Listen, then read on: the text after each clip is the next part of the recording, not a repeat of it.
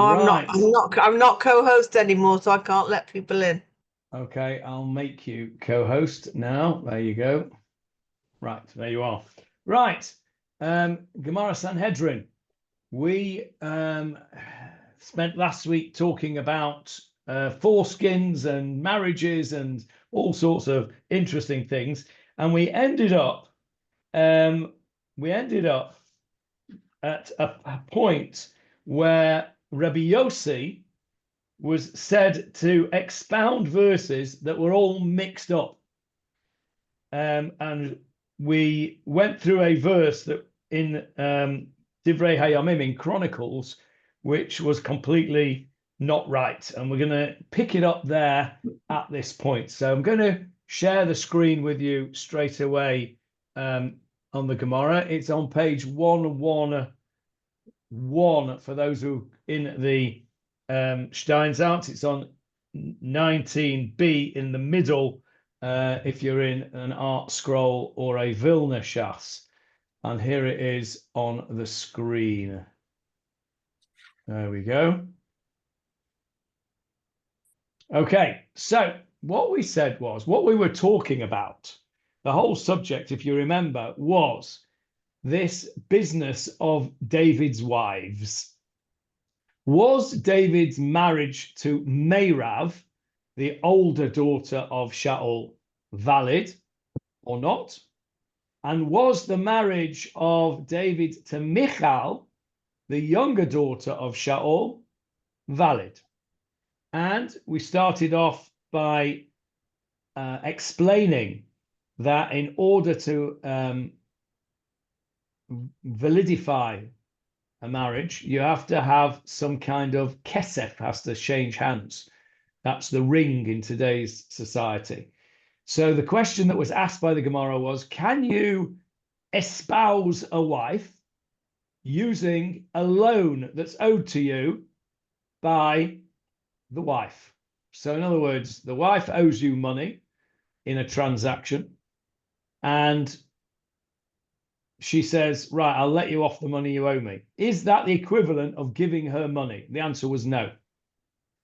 You actually have to give something of value. It has to transact. It has to pass over from one to the other, which, of course, is why you have to have Eidim under the chuppah to watch the transmission of that ring onto the Kala's finger. And that constitutes a gift. The cancelling of a loan does not constitute sufficient of a gift to validate a marriage. That was what we learnt from Merav. And then we learned from the marriage of Michal and David that there's a different situation whereby you have a loan. The loan was, in fact, that Saul owed David money for killing Goliath. Michal, we decided, had to be under 12. Otherwise, this whole thing didn't work, because what was Shaul getting involved for? He's not got to get the gift. It's not the father-in-law that gets the gift. It's the Kala. So she must have been under 12. And there were two things here. There was the cancelling of the loan, which was the money that was owed to David for killing Goliath. But David also gave a gift to Shaul. He gave him 200 foreskins. And if you remember, we had this discussion about whether foreskins, used foreskins at least, have any value. And the bottom line was that Shaul said no, and therefore the marriage was invalid because he's not received anything of value. And David said, yes, it is worth something. You can feed them to cats and dogs. Therefore, if you can feed them to cats and dogs, you no longer have to put your hand in your pocket to buy dog food or cat food, and therefore you have saved at least a pruta, at least a tiny amount of money. Therefore, the foreskins are worth something, and therefore the marriage to Michal was valid. Okay, that's where we got to. And then Rabbi Yossi came along and said, well, we know that it was valid because there's a pasuk that says, "Give me Michal, my wife." And then the Gemara says this weird thing over here.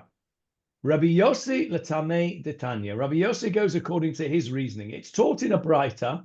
Rabbi Yossi hayadoresh mikraot ma'oravin. And this is what we did at the end of last time. Rabbi Yossi learns droshas, see that word doresh, learns droshas from mixed up psukim. And remember, we talked about this word ma'oravin. We talked about the word ta'aruvot, which is the mixture of milk and meat, which you have to learn for smicha. We learned about the word erev. I think we spoke about the word erev. What is erev? Erev is the evening. What is the evening? It's a mixture of day and night, isn't it? It's a bit of day. It's not quite night, and it's not quite day. Evening, erev, is a mixture. That's the root of the word, erev. Erev means a mixture. It's a mixture of day and night. So Rabbi Yossi does droshas from mixed up psukim. And now we're going to learn what this mixed up pasuk was. We looked at it at the end of last week's shir. We're going to go back to it now. And then we're going to learn something. I promised you at the end of last week's shir that we would learn something of contemporary importance, and we're going to get to that soon. So the pasuk that the Gemara quotes is a pasuk in Shmuel Bet, and I'm going to show you the Shmuel Bet pasuk straight away. There it is. Can you see the screen? Shmuel Bet. Yeah. Okay. Right. So just to recap where we're up to here, Shaul has died. And David has not yet become king. Who is king after Shaul? Well, it would have been Absalom, but he died at the same time. No, Absalom was David's son. You mean Jonathan? I'm sorry, I meant Jonathan. Is it Mephibosheth? No, it's not Mephibosheth. He was one of the grandsons. Mm. But it's a similar sort of name. Nice. It's a similar sort of name. Who was king after Shaul? Johnny Leitner's just joined us. I wonder if he knows. Who was king after Shaul? Wasn't king for very long. His name was Ishbosheth. Yeah, remember that, Julia? Ishbosheth. I think you said it last week, actually. Yeah, Ishbosheth. He was the son of Shaul. He was the king. And what happened was that David then became king, and he wanted to, there was these Gibeonites. There was a famine. Here it is on the screen. Maybe we'll get Jeffrey to read from verse 1 to 8 for us. And there was a famine in the days of David for 3 years, year after year. And David sought the face of the Lord, and the Lord said, "It is for Saul and also for his bloody house, because he put to death the Gibeonites." And the king called the Gibeonites and said to them, "Now the Gibeonites were not the children of Israel, but of the remnant of the Amorites. And the children of Israel had sworn to them, but Saul nevertheless sought to slay them in his zeal for the sake of the children of Israel and Judah." Just stop there for a sec and just fill in the bits here. This Gibeonites, these were the people, we mentioned it briefly last week, these were the people in Sefer Yoshua, the time of Joshua, who pretended to come from way, way, way away. They were actually locals. And God had said to Joshua, "You're not allowed to make a covenant of peace with any of the locals." So these people pretended to have come from a long way away. They dressed up in old clothes, and they brought battered water skins and stale bread, as if they'd been on journeys for yonks. And they came and said, "We want to join the ranks with you. We want we've heard how wonderful the Jewish people are, and we want a Brit Shalom. We want a covenant of peace." Joshua was taken in by it, and he did a covenant with them. It then came out that they'd lied. And even though the covenant was made under false pretenses, Joshua said, "No, we've made a covenant with them. We can't kill them. They have to then become part of our people. sort of. Later on, Saul, when he was killed, he battled them as they were part of the Amorites. This was the business with the 2 fingers that were cut off because of the archers, etc. And Saul killed them. Now, there was a famine here. Jeffrey's just read it. And Hashem said to David, the reason there's a famine is because Shaul behaved badly with these Gibeonites. So you need to go and sort it out with the Gibeonites. So David goes to the Gibeonites, verse 3, Jeffrey. And David said to the Gibeonites, what shall I do for you? And with what shall I make atonement so that you shall bless the inheritance of the Lord? So he wants to make it up with them so that the famine goes away. So what did the Gibeonites say? And the Gibeonites said to him, we have no matters of silver and gold with Saul or with his house, and we care not to put to death any man in Israel.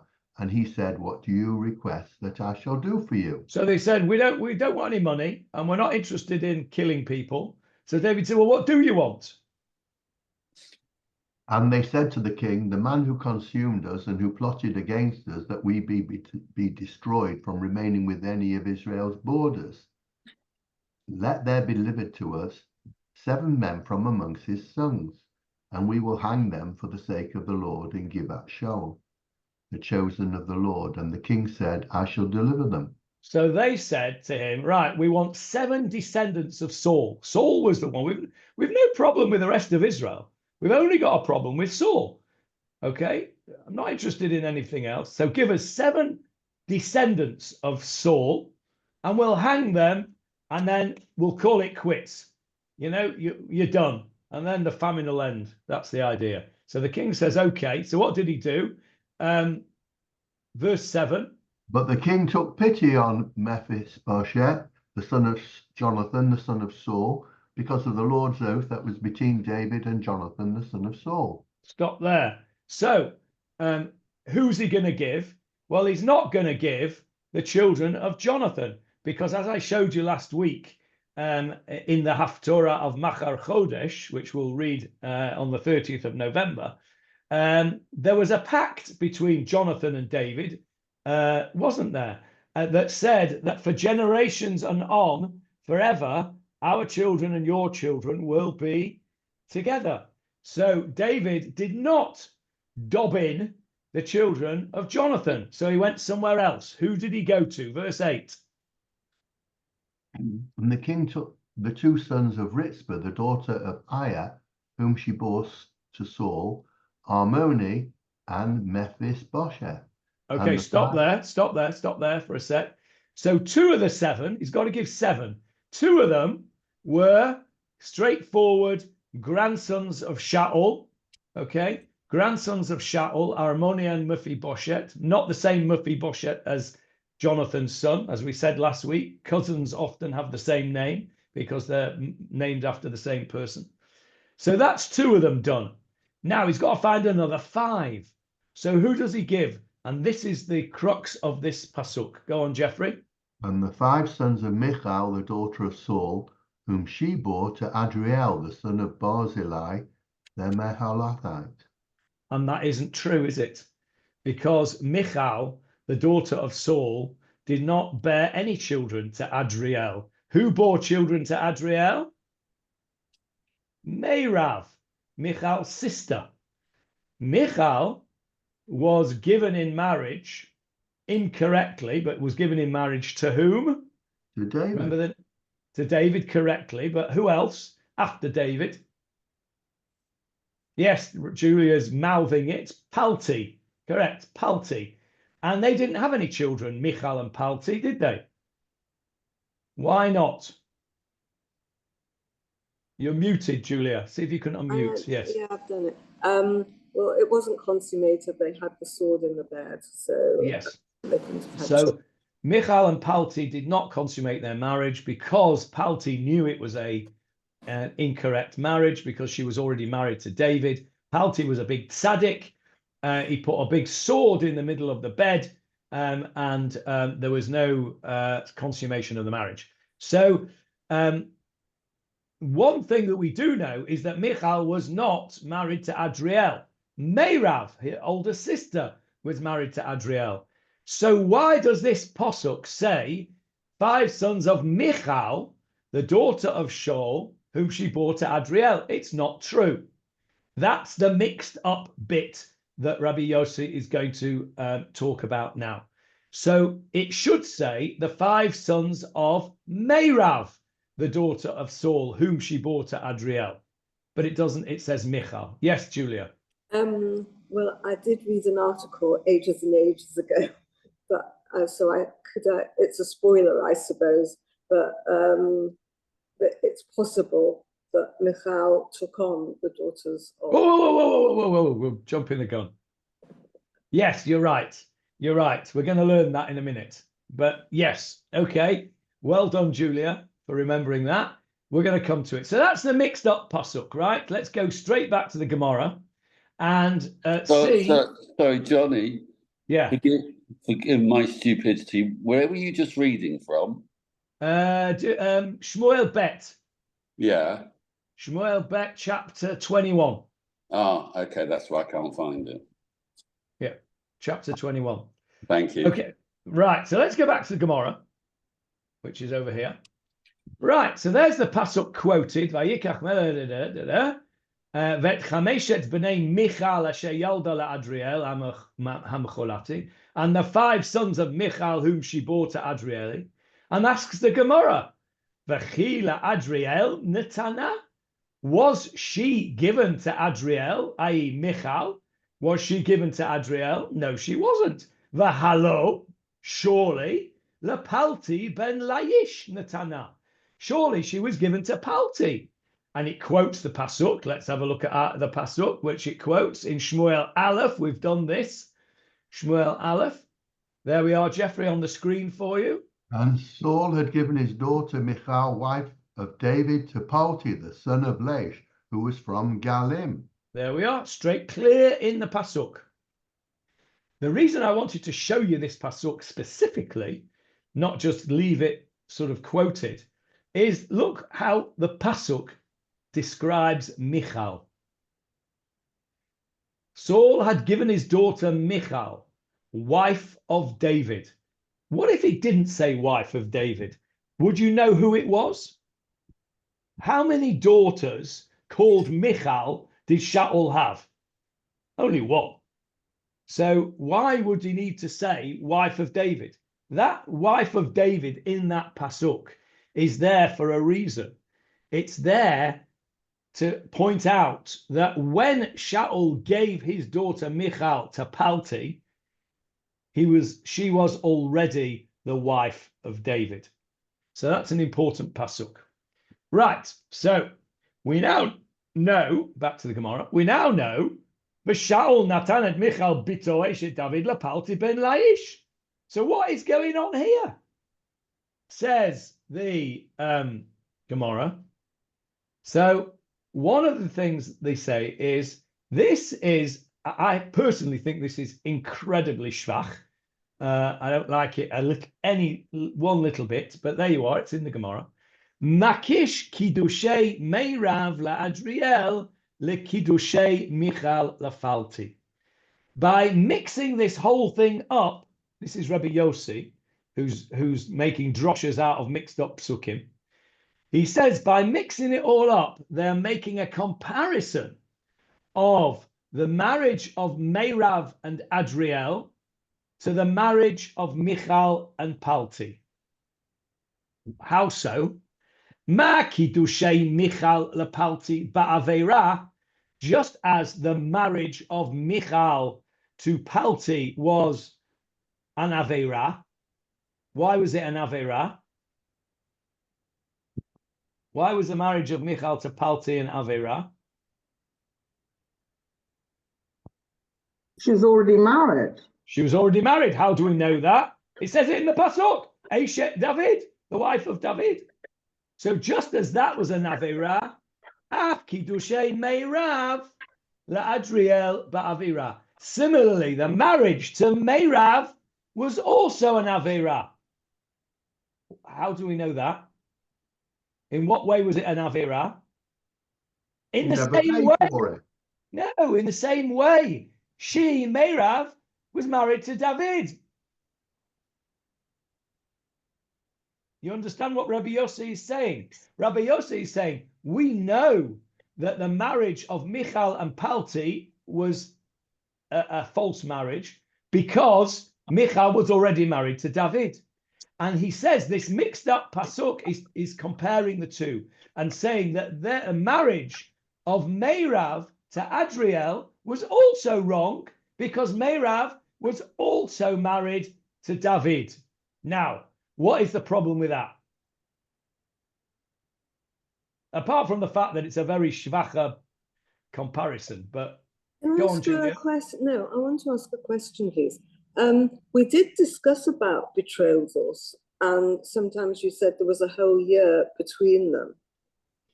But the kesef has to be given at the marriage, not at the betrothal, or does it have to be given earlier? Good question.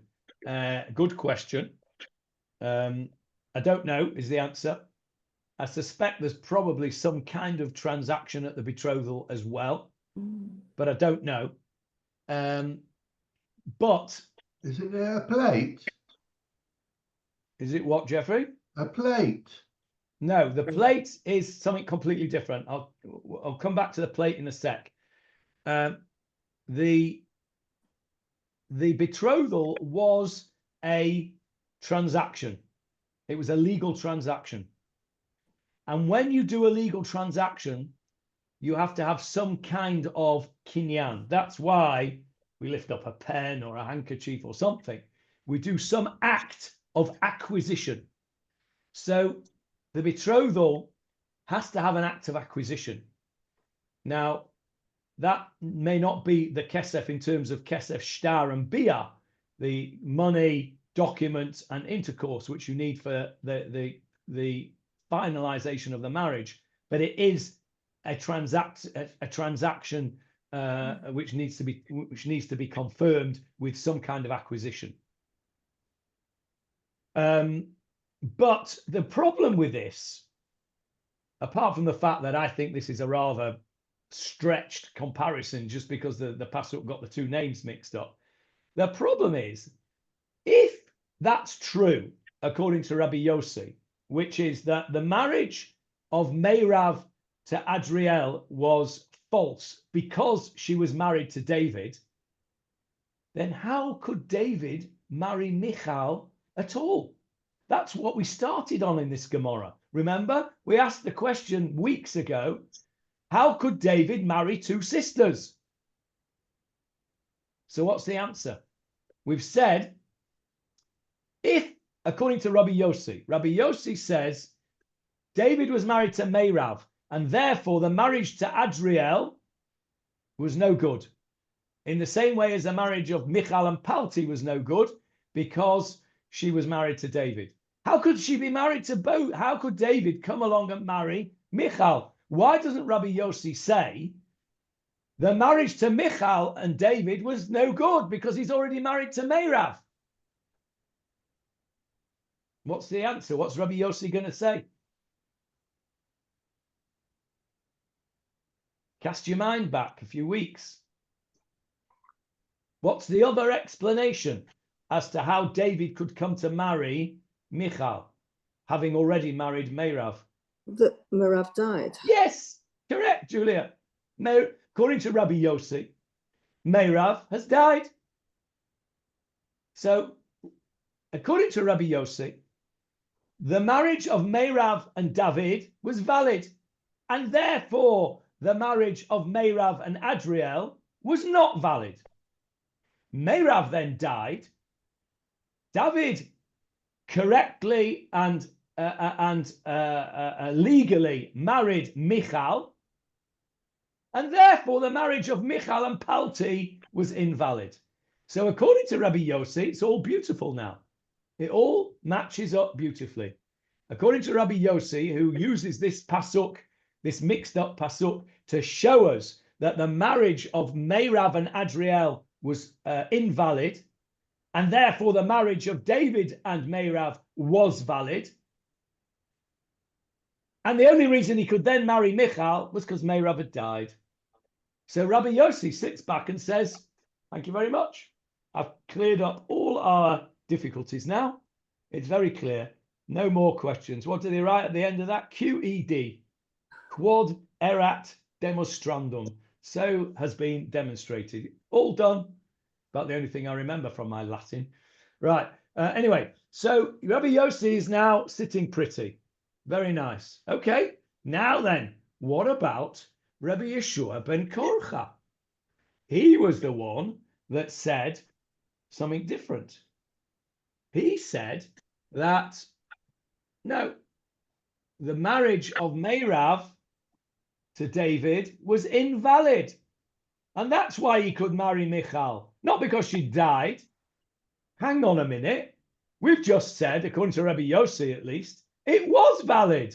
So what's Rabbi Yeshua ben Korcha going to do with this mixed up pasuk then? How's he going to explain this mixed up pasuk? Rabbi Yossi sitting there with his arms folded saying, I'm done, mate. I've explained everything beautifully. What are you going to do with this pasuk? So now Rabbi Yeshua ben Korcha has to come along, scratch his head and find something that is going to help him out of this sticky situation where he has to justify what he's already said, which is that the marriage of David and Meirav was invalid. So let's see what he's got to say. Rabbi Yeshua ben Korcha, Nami, he also is going to have to do something with this pasuk, and he says, "Et cheshet b'nei Michal bat Shaul," and he quotes the pasuk, our pasuk, those 5 children that Michal bore to Adriel. Amar lach Rabbi Yeshua. Rabbi Yeshua would say to him, "V'chi Michal yalda." Really? Did Michal bear these children? Of course she didn't. She wasn't married to Adriel. V'halo Meirav yalda. Meirav bore these children. Answers Rabbi Yossi. Rabbi Yeshua. Meirav yalda uMichal gidla. Meirav gave birth to them, but Michal brought them up. Michal was their, what would you call her? Surrogate mother? Stepmother. Well, not sure as a stepmother. It implies that you're married to the father. Well, she wasn't married to Adriel. Adopted. Adopted mother. She was Okay. adopted mother. Adopted mother. Yes, that's probably the correct term. Thank you, Avril. So Meirav gave birth to them, but Michal was their adopted mother. Lefichach, therefore, says Rabbi Yeshua ben Korcha, Nikra'u al Shema. They are called on her name. Now, this is the contemporary bit that I promised you. Lelamdecha, to teach you, Shekol hamegadel yatom betoch beto, anybody who raises a yatom. What's a yatom? An orphan. An orphan, correct. Where do you know that word from, Jeffrey? It's in the. I don't know where I know it from, but it's in the subconscious. You know it. You do know exactly where you know it from. What have you been saying for the last 10 months? Yeah. You've been saying Kaddish, right? For your mother, Zichrona Livracha. And what is that Kaddish called? There are various different Kaddishim, aren't there? Yeah. There's the Chetzi Kaddish that the Chazan says before Baruch Hu, half Kaddish. There's Kaddish Tit Kabel, which is the full Kaddish that the Chazan says after the end of Shmona Esra. There's Kaddish D'Rabanan, which you say after learning Torah. And then there's the Kaddish that you say after Aleinu, etc. And what is that called? I can't remember. It's called Kaddish Yatom, the orphan's Kaddish. We call it the mourner's Kaddish, but it's not. Yatom means an orphan. It's the orphan that says the Kaddish, right? So Kaddish Yatom, if you have a look in your Siddur tomorrow, Jeffrey, or at Mincha, Yeah. when you say Kaddish at Mincha, you'll Yeah. see you've seen it a million times, and it's not gone into your conscious because you just go straight into Kaddish. But you'll see before the Kaddish begins, you'll see those. Yeah. It's got a heading, and it says Kaddish Yatom. Yatom is an orphan. It's the orphan's Kaddish. We call it mourner's Kaddish. That would be Kaddish Avel, wouldn't it? It's not called Kaddish Avel. It's called Kaddish Yatom. Why is it called Kaddish Yatom? Because when you lose a parent, you are an orphan. And it's only really the orphan who should be saying Kaddish. For Shloshim, very interestingly, and I only learnt this very recently, and I didn't know this. I absolutely didn't know it, and I checked it with Dan, and he didn't know it either. So I'm suspecting that there may be different minhagim. But I went to a shiva house in Manchester when I was last there, of a former patient of mine who was one. I'll tell you who it was for the Mancunians. It was Rabbi Mordechai Steenberg, the son of Rabbi Baruch Steenberg, the brother of Philip Steenberg and the brother of David Steenberg, some of you may know. Anyway, he's one of 6 or 7 brothers. He was one of 6 or 7 brothers. And he's got a whole bunch of kids as well. Anyway, I went to the Shiva. Very, very nice people. And I'm seeing they're saying, come to Kaddish. And the brothers are not saying Kaddish. Only the sons are saying Kaddish. I couldn't figure it out. It's not like they don't know. These are like, A-listers, proper, Haredi folk. They know the halachas. They're all, half of them are rabbis. I didn't understand why. Never seen that before. I understood that the brothers would say Kaddish for Shloshim, and the sons would say Kaddish for the whole 11 months. Anyway, I asked a question. I didn't want to ask a question there and then because I didn't want to show my ignorance. I then went and asked somebody, and it seems that the halacha, at least one opinion of the halacha, is that if there are sons, the brothers do not say Kaddish at all, not even for Shloshim. Now, I don't think that is Minhag Anglia because I've never seen that. I've never seen that. But it seemed, these folk, as you know, the Steenbergs are no fools. They would certainly know the halacha. It's certainly not Minhag Anglia, so I'm suspecting that there is different opinions on how to do it. But that certainly is a valid Minhag if they were doing it. And when I checked it out, yes, there it was. There it seems that if there are sons, the brothers don't say Kaddish. Why am I telling you that? Because that's why it's called Kaddish Yatom. It's the orphans Kaddish. It's not the mourners Kaddish, because they were in mourning. They were Avelim, these brothers, but they weren't Yatomim. They weren't orphans. They were brothers. So the Kaddish Yatom is the orphans Kaddish. When we rewrite the Siddur, the next version, we will translate Kaddish Yatom as the orphans Kaddish rather than the mourners Kaddish. Yes, Jeffrey. Well, I was going to say, if the brothers didn't have sons, if the deceased didn't have sons, then they would say then the brothers kick in. Yeah. That's how it seems in. No, well, that is most definitely. I know that. Yeah. That's clear. The question is, if he does have sons, these brothers didn't say Kaddish even in Shiva and Shloshim, which was to me was a chiddush. I've never seen that. Yes, Jeffrey.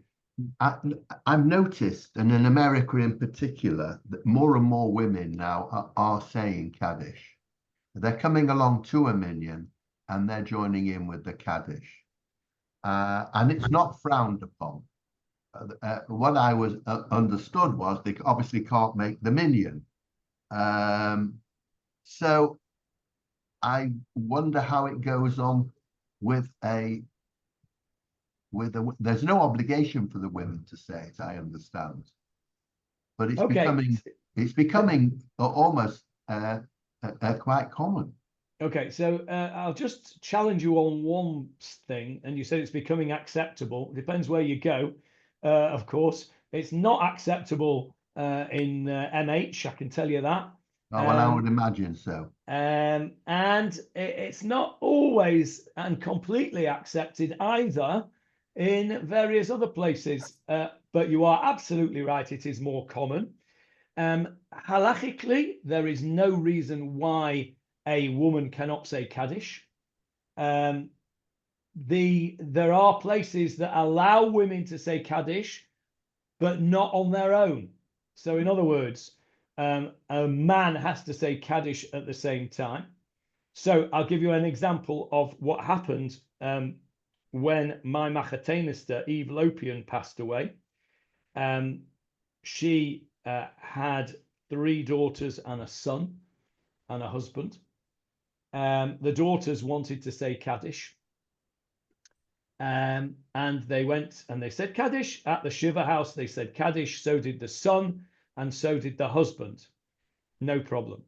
There was, after the Shiva, there was a time when they were davening, and I was there in Steen Court. It was after Shiva. Michael wasn't there and Ellie wasn't there. The husband and the son were not there. One of the daughters was there and she wanted to say Kaddish. There was no other male mourner, in other words, from a different family who was saying Kaddish. Nobody was saying Kaddish. Just happened to be at that minyan, there was nobody saying Kaddish. She started to say Kaddish, and there was a certain person whose name I won't repeat, who got up and walked out. Now, this person is a very knowledgeable person. He's a rabbi, and his opinion is that that is not correct. Can't do that. A woman cannot say Kaddish on her own, and off he went and he walked out. I did not have my wits about me because I didn't know what was going on. Had I done so, had I had my wits about me, I would have just started saying Kaddish with her. So, you know, everybody would have been happy. But I didn't know. I didn't realize what was going on at the time. And there was a whole kerfuffle about it. Certainly in more modern Orthodox communities, it is acceptable for women to say Kaddish. I won't go so far as to say it's encouraged, but some people do encourage it. It's encouraged for them to do so if they want to, and it's perfectly legal halachically to do so. Whether the service can stop and the men all say Amen to her Kaddish is a question of opinion. The reason that it's not the reason that it's frowned upon in certain circles is because it's not snu'ah. It's not modest for a woman to put herself up there, as it were, to say Kaddish. Same reason why a woman cannot lane from a Sefer Torah. She can. It's just not the done thing. Now, not the done thing is a very, very thorny subject, because when does not the done thing become the done thing? Right, we had Ravi Doe had an issue with this a few years ago when he wrote in a paper about women wearing trousers. Again, we're not talking about trousers which are not snu'ah, not modest. We're talking about, let's say, very baggy trousers. Ravi Doe said there is no reason why a woman can't wear trousers as long as they are modest. The reason why are women not allowed to wear trousers that are modest? Because it's considered to be beged-ish, considered to be a man's garment. Well, it's not, Ravi Doe argued in his article, it is not a man's garment exclusively anymore. In fact, in Western society, more women wear trousers than wear skirts.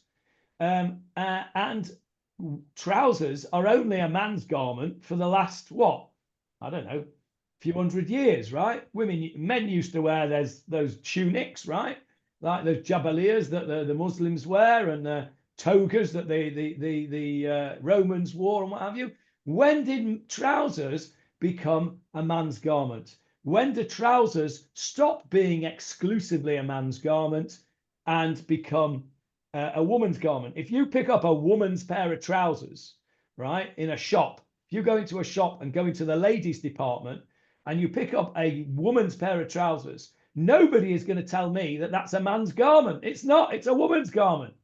So his argument was that's perfectly acceptable. The following week, he was castigated from here to there by the Haredi press, who referred to him as Pechter, didn't even give him his title of Rav Pechter.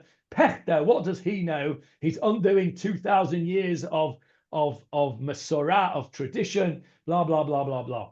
And they've got a point. And they said, today trousers, tomorrow Chilul Shabbos, you know, and it was the slippery slope argument. It's a thorny issue of when the done thing becomes not the done thing anymore, or the other way around, or when it's not the done thing and it becomes the done thing. And I think Kaddish being said by women in the modern Orthodox world is in that transition period where it's in the middle of not being not the done thing and it's not yet the done thing. These things take time. They evolve over a long period of time. Everything that you've said, Jeffrey, is correct, that it is becoming more acceptable. It's not totally acceptable, and I dare say will never be fully accepted across the spectrum. But as you know, we're not talking about the ultra-Orthodox world here. We're talking about our world of the modern Orthodoxy. But within modern Orthodoxy, there is a range of opinion as well. And we are moving towards that thing. Now, the corollary question of yours, Jeffrey, which is really interesting, is not talking about the Steenbergs now, of course, because they're Haredi and it wouldn't apply to them. A modern Orthodox family that did not hold of Minhag Anglia, where the brothers say Kaddish anyway, right? Let's say they held of the opinion, like the Steenbergs, and like is brought down in Halacha, that if there are children to say Kaddish, the brothers don't say Kaddish. What I wonder would be their opinion if there were no sons, but there were daughters who were saying Kaddish.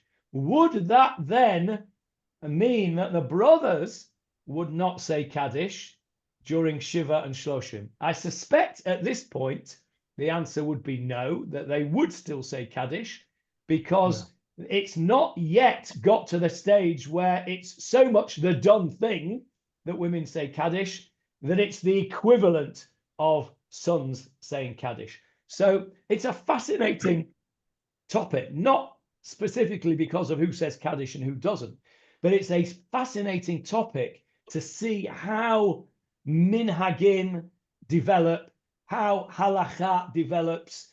And don't be fooled by anybody that says to you that the halacha cannot change. The halacha has changed over and over and over again over the last 2,500 years and will continue to do so. The question is, at what pace does it change?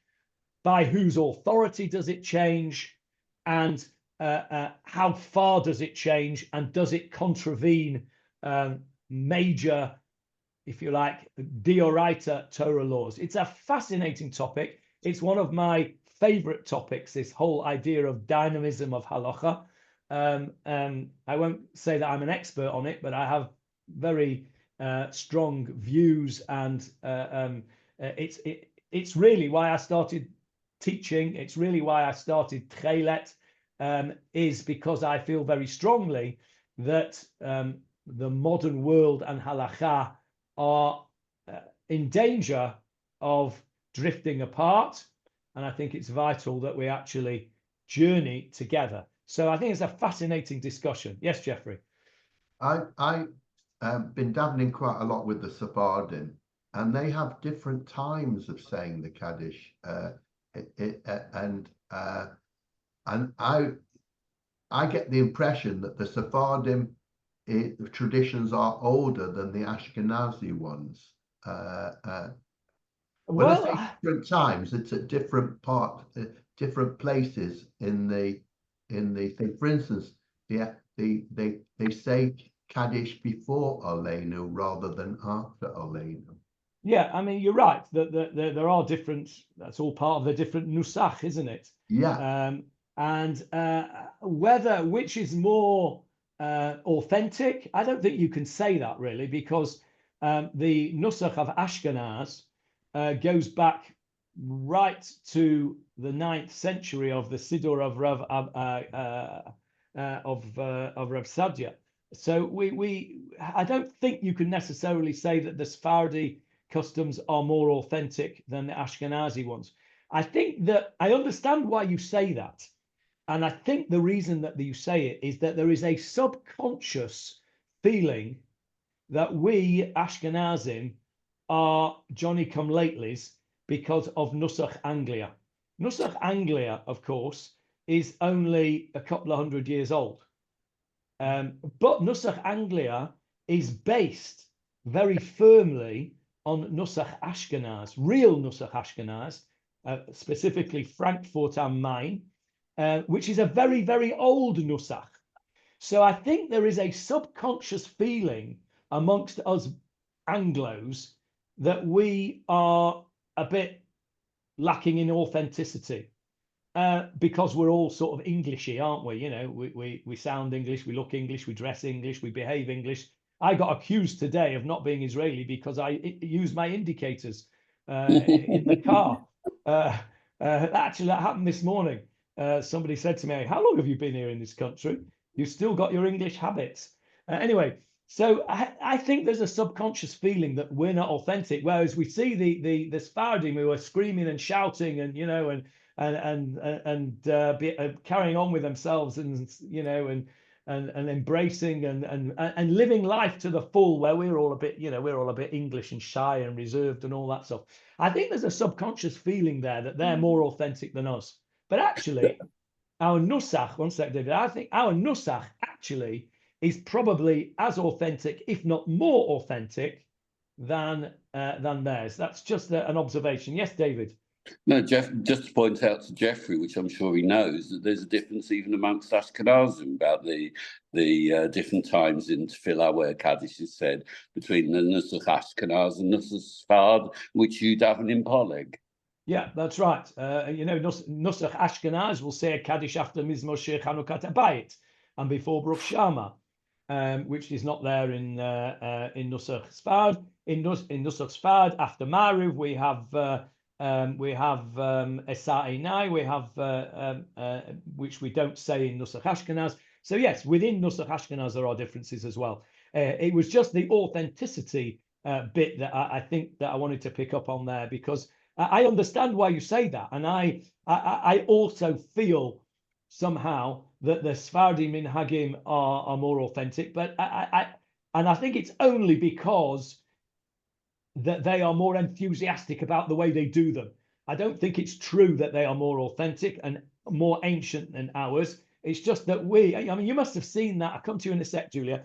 You must have seen those videos that are going round of the difference between Sephardim and Ashkenazim in various different circumstances. There's one that says that, you know, says the Sephardim talking about their rabbi.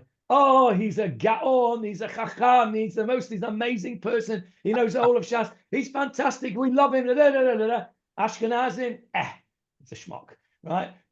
Or the Ashkenaz, the Sephardim, when they come off after having had an aliyah, Chazak u'baruch, Chazak u'baruch, Chazak u'baruch, Chazak u'baruch. You come off Ashkenazim, shkayech, shkayech, right? It's you know, I think that's why we think they're more authentic, because they do it with greater gusto. And you know what? Perhaps we ought to learn from their gusto. We should be more, you know, muddled up. You know, you've all seen it. It's yeah, that's what I think. Anyway, Julia. Well, on the same subject, but just lowering the tone a bit. Claudia Rodan wrote in her wonderful cookery book once that the Ashkenazim cookery is all based on tradition. It goes back a very long way, whereas the Sephardim don't do that, and their cookery has come from the different countries in which they've lived. They've picked up and ingested and taken and adopted the food of the countries that they've inhabited, which indicates that. Yeah, I think that's true. The second part is true. I don't know that the Ashkenazi Jewish food is any less borrowed from its surroundings than the Sephardi. The Sephardis have borrowed all that hot chili stuff, and we've borrowed the stodge from Eastern Europe. What did they have in Eastern Europe? They had potatoes. That's all they could grow. And I suspect that Eastern European food, they ate cholent a lot and kugel and stuff like that. So I suspect that both groups have borrowed from their surroundings. By the way, there was another incredibly funny video where they took a bunch of Sephardim and a bunch of Ashkenazim, and they made each one eat the other one's food. So the Ashkenazim had to eat the Sephardi food, right? And they ate this hot stuff, and they were like, "Oh, give me some water, quick!" Right? And the Sephardim had to eat fashnogi and gefilte fish, and they looked at it and they were like almost puking because they couldn't even bear to look at it, never mind anything else. And they sort of, they sort of held the nose as they ate this piece of fashnogi, and it is so funny, but it demonstrates the broad spectrum of Judaism. And again, if you think about the foods, they borrowed from their environment spicy, hot, vibrant foods, and we're full of stodge, kugel, cholent, knedelach. It's all stodge. And the Ashkenazi way of life is more stodgy. The Sephardi way of life is more vibrant. And that's just the way it is. I personally think that the beauty of being here in Israel, and especially in our community where we've got a whole range of folk, is that, we can see it. We can see different characters. We can see different foods. We can see different minhagim. It's the beauty of being here. Homogeneity, which is, I don't know what it's like in true Sephardi world, whether they're homogenous, but the hardcore Ashkenazi world is very homogenous. And I think they're losing out, personally. Yes, Jeffrey. So the Sephardim is very spicy. The foods are very spicy. But the Ashkenazim, it depends where you live. Because in Hungary, you had the goulash. And in Lithuania, Northern Europe, you had the herring, which our ancestors used to call litvat kaza. They wouldn't eat herring. It was... So which proves the point that they've all borrowed from their environment. Yeah. Yes, yeah. definitely. How on earth did we get onto all of that? I have no idea. Oh, yes, I know how we got onto that. Yatom. We got onto that from Kaddish. That just shows you where we can go. We went from the word Yatom, Kaddish. Jeffrey then spoke about women saying Kaddish. Then we started to talk about trousers for women. And then we started to talk about things that are not done, and then they start to become done. And then we started to talk about changing of minhagim. And we ended up in that amazing place. All right, let's go back to where we were up to.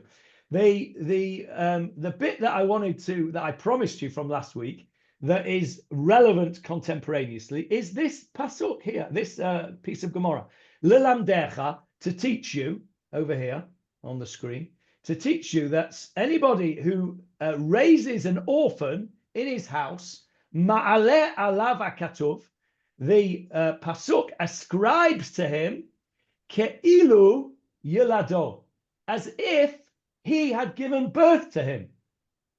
Now, there is a very important halachic question there, isn't there?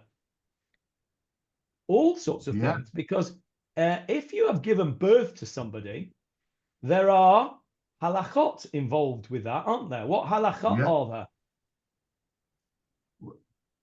Well, whether if the wife is not of the faith, comes from not of the faith, the child is not of the faith. All right, so there's one thing.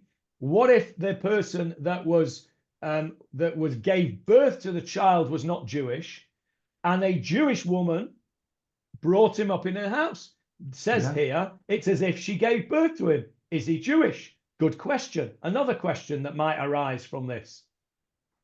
Well, Would you say Kaddish for that person if they die? Okay, would you say Kaddish? And an extension of that, Avril, more importantly, what obligation does a child have to a parent? It's in there in the Ten Commandments. Kibud av v'ein.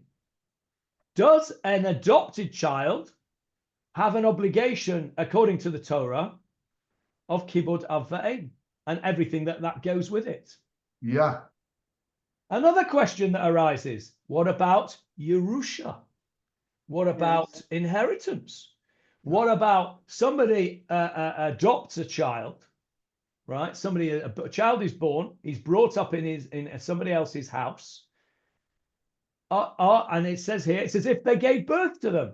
Well, if they gave birth to them, maybe there's an issue of inheritance involved here. So it's a bit of a thorny issue, this. This is not just a straightforward, very nice, thank you, very nice statement. Somebody who brings up a child, it's as if he's given birth to him. It's not as straightforward as that. This is opening up a whole Pandora's box here. We're going to stop there because we're out of time. But next week, please God, we will first of all prove from Psukim this statement, because we've just said here, Ma'aleh alav hakatuv, the verse accredits him with as if he has given birth. So the obvious question is, where in the Torah is that from? It says a verse. That means it's somewhere in the Torah, in the Tanakh. So if you don't want to know, don't read on. Next week, please God, we will prove that a child who is brought up by somebody, it's considered as if he's given birth to him. And then at the end of that, if we get to it next week, we might not, might be the week after, we'll then discuss or begin to discuss the various implications that we've just touched upon as to what that means to say Ki'ilu Yilado. It's as if he's given birth to him. To what extent is it as if he's given birth? Is it the whole hog, the full Monty? Is exactly the same as somebody who actually has been born from this parent? Or is it halfway house? What is it halachically? And it's a very, very important contemporaneous point, and it all comes from this Gemarah. So whoever tells you that Gemarah is not relevant to today's society, you can tell them that's not true. Any questions today on today's shiur? Yes, David. No question, just a statement. Thinking back to the original basis for saying Kaddish, the story, I think it was in the Zohar, somewhere, Rabbi Akiva. And Kaddish was only originally formulated for a yatom, no other family members. And I think the minhag of other family members comes in where there are no yatomim. Correct. But strictly speaking, no other family member is either obliged to or perhaps even should say Kaddish because they're not yatomim. And this is probably the basis for that family in Manchester. I have seen and heard this in other places outside of Israel, including London, where only the Yatomims. And perhaps you're right that this idea of the extended family, brothers, even Rahman al-Islam for a spouse, one doesn't say. In men, I think you might be right. This is peculiar to Minhag Anglia. I think I'm going to try and find out whether that is true or not. That last statement. You're absolutely right. I've been looking in this, which is pretty comprehensive, but remember, it is very much American based, and there's no mention of it whatsoever. I won't read out what it says about women. Say either. No, I'm sure. No, it doesn't say either way. No, doesn't say either way. No, it only refers to Yatomim saying Kaddish, nothing else, because of the Maisa with Rabbi Akiva that refers only to the Yatom. By the way, I won't read out because it might upset a few people what it says about women, daughters saying Kaddish. I'm sure. I don't think you need to read it out.